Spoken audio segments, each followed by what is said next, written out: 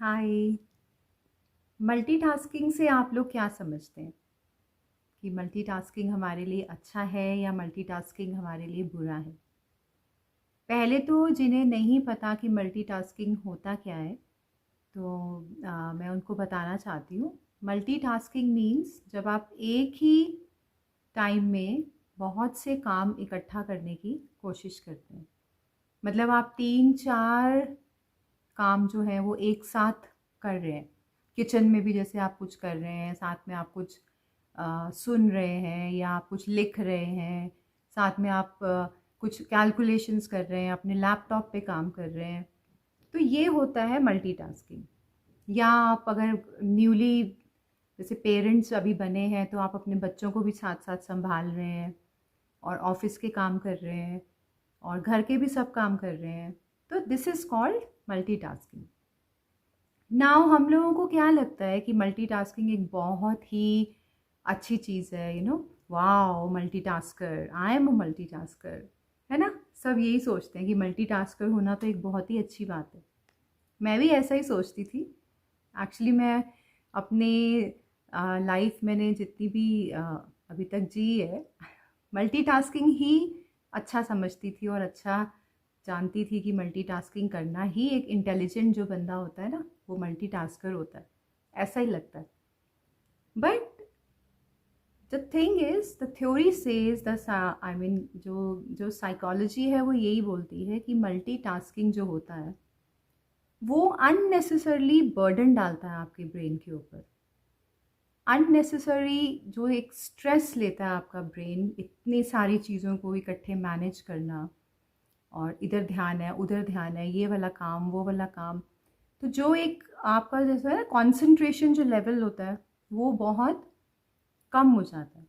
आपको बहुत, आपके जो ब्रेन को बहुत ज़्यादा हार्ड वर्क करना पड़ता है उस एक कंसंट्रेशन लेवल पे पहुंचने के लिए। आप सोच देखिए, मतलब आप खुद ही सोचिए कि अगर आप एक ही काम कर रहे हैं तो आपकी सारी अटेंशन उस काम पे रहती है, तो आप आराम से वो काम कर सकते हैं। लेकिन अब अगर आप वही 4 काम कर रहे हैं इकट्ठे, तो आपको बहुत ज़्यादा प्रेशर लेना पड़ता है अपने अपने दिमाग को, मतलब बहुत प्रेशर देना पड़ता है अपने ब्रेन को, ताकि वो उसी एफिशिएंसी के साथ वो सारे काम कर सके।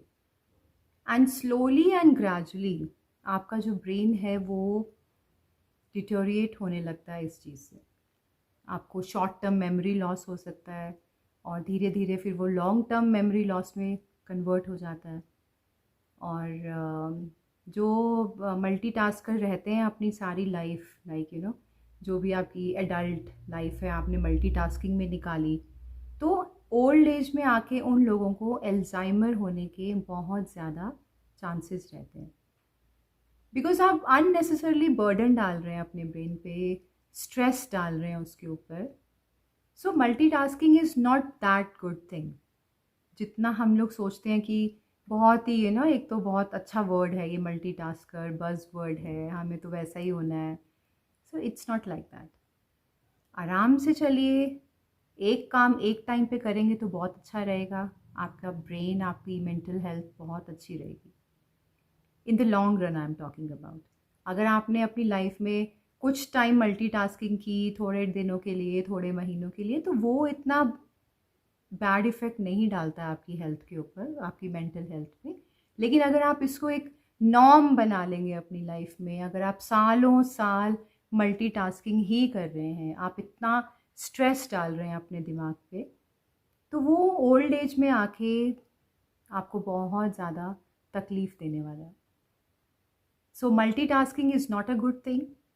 मल्टीटास्किंग इज़ टोटल, जैसे कहते हैं ना, वेस्ट ऑफ टाइम, और ये बहुत ज़्यादा एरर्स होते हैं इससे, बिकॉज हमारा दिमाग उतना ज़्यादा कंसंट्रेट नहीं कर पाता। Okay, bye.